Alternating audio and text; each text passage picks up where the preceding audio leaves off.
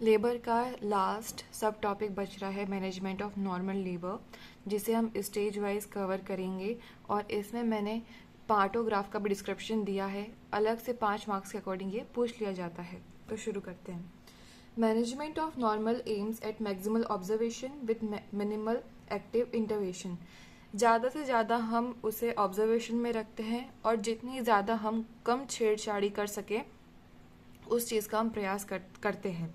ठीक है, फिर इवेल्युएशन करते हैं कुछ चीज़ों का, जिसमें एक तो हिस्ट्री आती है, क्लिनिकल और ऑब्स्टेट्रिक हिस्ट्री आती है, जनरल फिजिकल एग्जामिनेशन आता है, पर एब्डोमिनल एग्जामिनेशन आता है, फीटल हार्ट रेट ऑस्कल्टेशन आता है।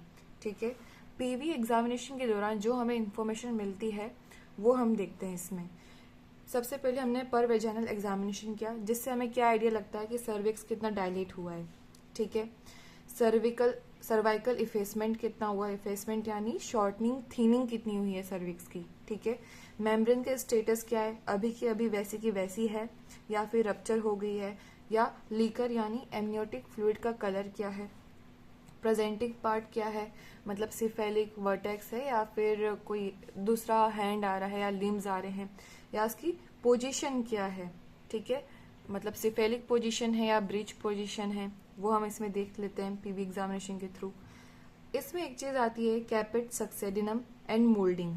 ठीक है, कैपेट सक्सेडिनम और मोल्डिंग होता क्या है, अगर ये दोनों माइल्ड हैं मतलब कम है तो वो नॉर्मल डिलीवरी के कॉइंसिक्वेंस की वजह से रहता है, लेकिन अगर ये दोनों सीवियर हैं, बहुत ज्यादा हैं, तो इसमें 3 कारण होते हैं। या तो सिफेलोपेल्विक डिस्प्रपोर्शन की वजह से, ऑब्स्ट्रक्टेड लेबर की वजह से, या लास्ट प्रोलॉन्ग्ड लेबर की वजह से होता है। अभी कैपेट सक्सेडिनम होता क्या है वैसे, कैपेट सक्सेडिनम रहता है एडिमा ऑफ फिटल स्कैल्प, मतलब जो बच्चे का सर है वो थोड़ा स्वेलअप हो जाता है। ठीक है, क्यों, क्योंकि लेबर के दौरान जो उसे प्रेशर लगता है उस वजह से क्या होता है, स्वेलअप हो जाता है, और आफ्टर बर्थ ये चीज अपने आप ठीक हो जाती है। ठीक है, और मोल्डिंग क्या होता है, ओवरलैपिंग ऑफ स्कल बोन्स, क्योंकि जब बच्चे का सर पेल्विक कैविटी से निकलता है, ठीक है, बर्थ कैनाल से निकलता है, तब जो फीटल हेड के अंदर जो बोन्स रहती हैं वो क्या कर जाती है, एक दूसरे में ओवरलैपिंग कर जाती है। ठीक है, जिसे हम मोल्डिंग बोलते हैं। तो ये भी अगर माइल्ड है तो आफ्टर बर्थ ठीक हो जाता है, बट वही बात है अगर सीवियर हुआ तो जो मैंने 3 कारण बताए थे, एक तो प्रोलॉन्ग लेबर, ऑब्स्ट्रक्ट लेबर और सीपीडी के चांसेस रहते हैं। और इन तीनों ही कंडीशन में आप नॉर्मल डिलीवरी नहीं करवा सकते, आपको सिजेरियन पे लेना पड़ता है। ठीक है, और पीवी से हमें क्या पता चलता है, station of head in relation to ischial spine. जो बच्चे का सर है इस्चियल स्पाइन से, अगर मैंने पहले ही बता रखा है ये मैकेनिज्म ऑफ लेबर में हम डिस्कस कर चुके हैं कि ये जो बच्चे का सर है वो इस्चियल स्पाइन में है तो वो स्टेशन 0 है, उससे ऊपर है मतलब इस्चियल स्पाइन को क्रॉस नहीं किया है, उसको टच नहीं किया है तो वो स्टेशन -1 है, और इस्चियल स्पाइन को जो क्रॉस कर गया है, ठीक है, जो फिटल हेड है इस्चियल स्पाइन को क्रॉस कर गया है वो स्टेशन +1 में जाता है। तो पीवी करके हमें इसका भी आइडिया, स्टेशन का भी आइडिया लग जाता है। ठीक है, अब आता है मैनेजमेंट ऑफ फर्स्ट। पहले तो हमने थोड़ा बहुत इंट्रो देख लिया, अब आता है मैनेजमेंट ऑफ फर्स्ट स्टेज, जिसमें हम नॉर्मल जनरल केयर करते हैं, एंटीसेप्टिक ड्रेसिंग करेंगे, क्लीनलीनेस करेंगे, एनकरेज करेंगे, रीएश्योर करेंगे कि हाँ सब ठीक होएगा, अच्छे से हो जाएगा। ठीक है, और कांस्टेंट सुपरविजन में रखते हैं। बॉवल केयर में अगर लेडी का जो पेशेंट है, ठीक है, जो लेडी है उसका रेक्टम भरा हुआ है, ठीक है, तो उसे हम क्या दे देते हैं, एनीमा दे देते हैं। एनीमा में be given if the rectum is loaded with stool on vaginal examination. ठीक है, रेस्ट एंड एम्बुलेशन करने को बोलते हैं। अगर मेम्ब्रेन इंटैक्ट है मतलब रप्चर नहीं हुई है तो वुमेन को हम चलने फिरने को बोलते हैं, जिससे क्या होता है, जो वेना केवल कंप्रेशन है, ठीक है, वो प्रिवेंट होता है और एनकरेज करता है डिसेंट ऑफ फीटल हेड। अभी वेना केवल कंप्रेशन में शॉर्ट में बता देती हूँ, मिली तो आपको ये याद मतलब ध्यान रखना है, बट इसके पीछे का कारण क्या है, होता क्या है कि लंबे टाइम तक लेटने की वजह से क्या होता है कि जो इंफीरियर वेना केवा रहती है वो क्या हो जाती है, कंप्रेस मतलब प्रेस हो जाती है। प्रेस होने की वजह से जो हार्ट में वीनस रिटर्न जाता है, वो रिड्यूस हो जाता है और at the last maternal hypotension हो सकता है। तो उसको प्रिवेंट करने के लिए हम उसे वॉकिंग करवाते हैं, ठीक है, या तो हिप के नीचे हम पिलो रखते हैं, ठीक है, या फिर उसे लेफ्ट लेटरल पोजीशन में जो रहती हैं, जो महिला रहती है, जो पेशेंट रहती है, उसे हम लेफ्ट लेटरल पोजीशन में रखते हैं, जिससे ये वेना केवल कंप्रेशन ना हो। और वॉकिंग से साथ में क्या होता है, इजीली बच्चा डिसेंट होता है ग्रेविटी के थ्रू, ठीक है। डाइट क्या है, क्लियर फ्लूइड देंगे, वाटर दे सकते हैं, फ्रूट जूस दे सकते हैं, और ब्लैडर का केयर करने को बोलते हैं। अगर पेशेंट का ब्लैडर फुल है तो हम उसे क्या बोलते हैं कि यूरिन पास करने को, क्योंकि जो फुल ब्लैडर रहता है वो यूट्राइन कॉन्ट्रैक्शन को क्या करता है, इनिबिट करता है, रोकता है, ठीक है। अब इसके अंदर ही हम पढ़ेंगे पार्टोग्राम, ठीक है। ये क्या काम करता है, जो फीटल और मैटरनल का जो इम्पोर्टेंट डाटा रहता है लेबर वाला, वो उसको एक सिंगल शीट ऑफ पेपर में प्लॉट करता है, ठीक है। Composite graphical record of important maternal and fetal data during labor plotted against time on a single sheet of paper। इसमें सर्वाइकोग्राफ रहता है जो सर्विक्स का डायलेशन बताता है, और मेनली ये सिग्मॉइड कर्व में रहता है, ठीक है। It is the graph of cervical dilation 0 to 10 centimetre against time and normally shows a sigmoid curve. इसके क्या क्या फेज रहते हैं, लेटेंट और एक्टिव फेज। लेटेंट फेज में तो लेबर पेन शुरू होने से लेकर के डायलेशन 4 सेंटीमीटर तक, और एक्टिव में क्या रहता है कि 4 सेंटीमीटर से लेकर के फुल डायलेशन यानी 10 सेंटीमीटर तक। तो जो प्राइमरी रहती है उसमें डायलेट होने का जो क्या रहता है 1 सेंटीमीटर पर आवर, मतलब 1 घंटे में 1 सेंटीमीटर सर्विक्स डायलेट होएगा, और मल्टीपेरा में 1.5 सेंटीमीटर डायलेट होता है 1 घंटे में, ठीक है। अब सर्वाइकोग्राफ दो लाइनें रहती हैं इसमें, अलर्ट लाइन और एक्शन लाइन। अलर्ट लाइन जो रहती है वो 4 सेंटीमीटर से शुरू होती है और 10 सेंटीमीटर पे खत्म हो जाती है, और एक्शन लाइन 4 सेंटीमीटर रहती है और 4 सेंटीमीटर से ही शुरू होती है और अलर्ट लाइन के पैरेलल होती है, ठीक है। ये अलर्ट लाइन है हमारी जो 4 सेंटीमीटर से शुरू हो रही है, और ये हमारी एक्शन लाइन है जो अलर्ट लाइन के पैरेलल 4 सेंटीमीटर से शुरू हो रही है, और ये हमारा क्या रहता है, लेटेंट फेज रहता है। नॉर्मल लेबर में क्या रहता है, जो सर्वाइकोग्राफ है वो should remain on or to the left of the alert line, ठीक है।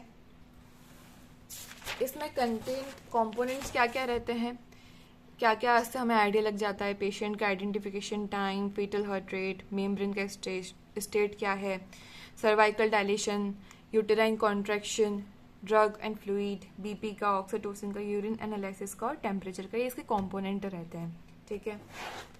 अब आता है मैनेजमेंट ऑफ सेकेंड स्टेज। सबसे पहले इसमें हमें क्या क्या चीज़ें देखने को मिलती है, जो यूटेराइन कॉन्ट्रैक्शन है उसकी इंटेंसिटी बढ़ जाती है, ठीक है। बियरिंग डाउन एफर्ट हमें यहाँ पर दिखने लग जाता है।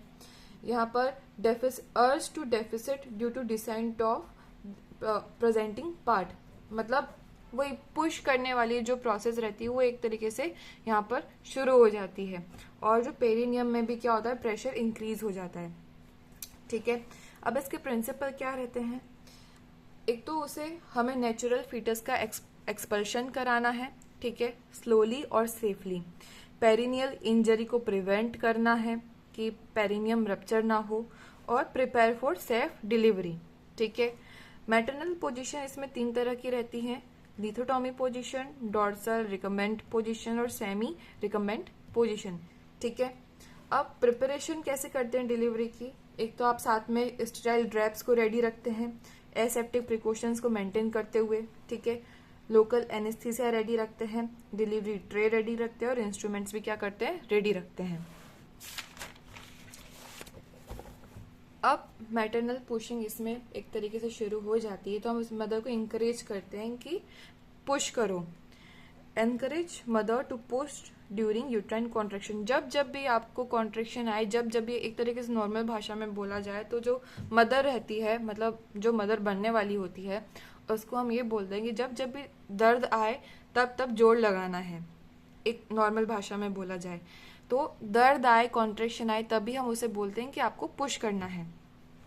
पेरिनियल केयर करते हैं। पेरिनियल केयर कैसे करते हैं, हम वहाँ पर वार्म कंप्रेस रखते हैं, ठीक है, पेरिनियल मसाज करते हैं लुब्रिकेटेड ग्लव्स के साथ, मतलब लुब्रिकेटेड ग्लव्स हम पहनते हैं और वहां पर पेरिनियल मसाज करते हैं और वार्म कंप्रेस रखते हैं। ठीक है।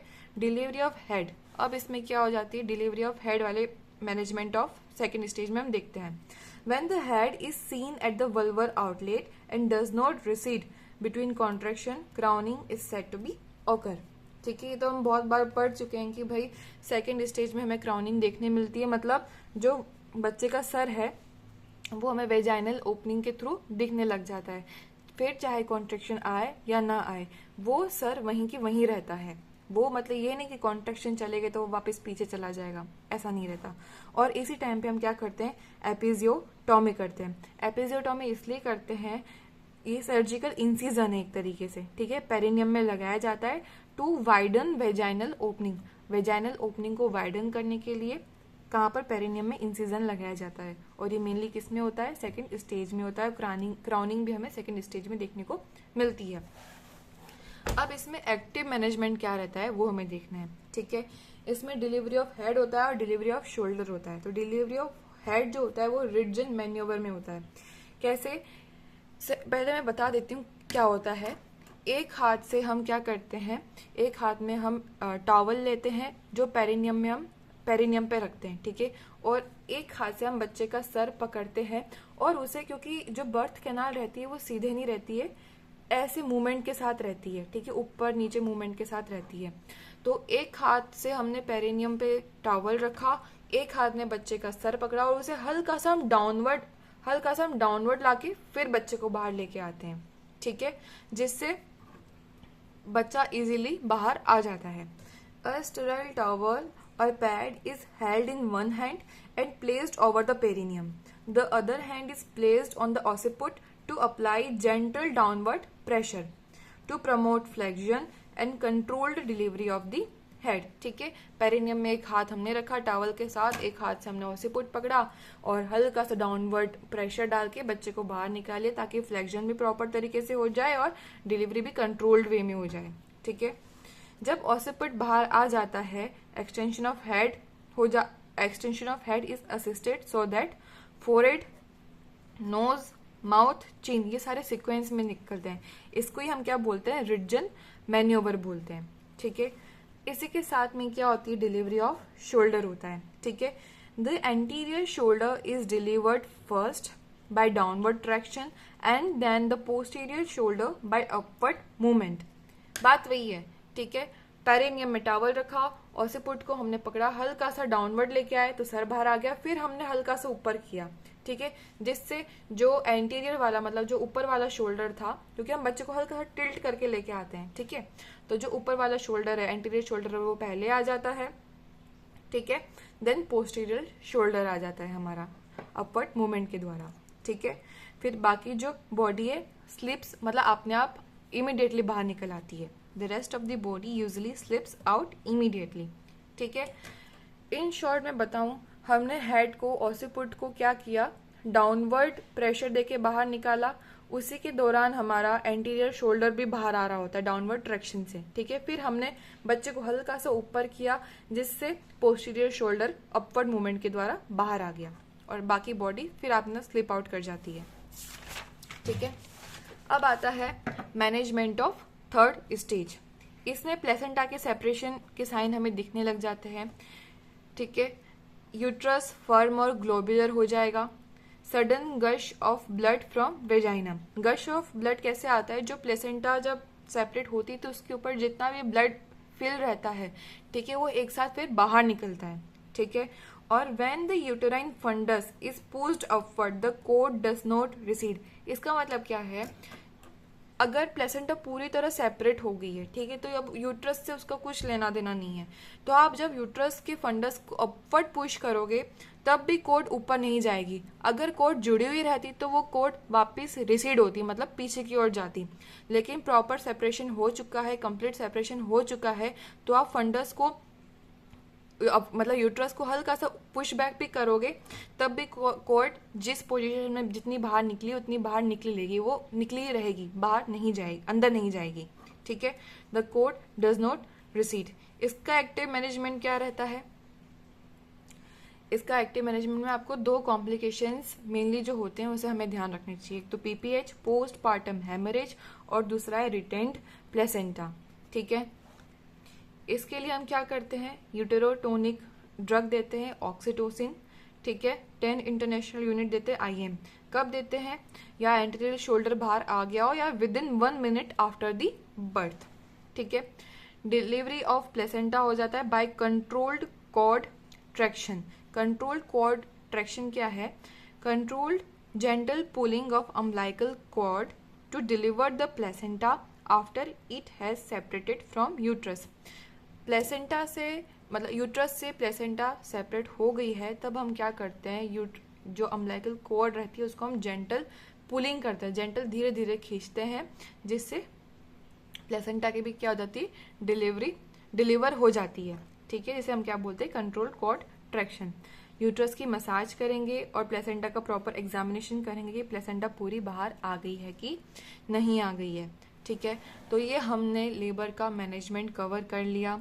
उसके स्टेजेस हम पहले कवर कर चुके हैं, मैकेनिज्म हम कवर कर चुके हैं, ऑनसेट ऑफ लेबर हम कवर कर चुके हैं, ट्रू और फॉल्स लेबर के बीच में जो डिफरेंस रहता है वो हम कवर कर चुके हैं। साथ ही में इसमें पार्टोग्राफ भी मैंने कवर कर लिया है। ये मैंने बॉल पेन से जेल पेन से लिखा है, तो आप लोगों को कौन सा बेटर लगा, जेल पेन से ही कंटिन्यू रखूं या फिर जो पहले मैं स्केच पेन से लिखती थी या उसे कंटिन्यू रखूं।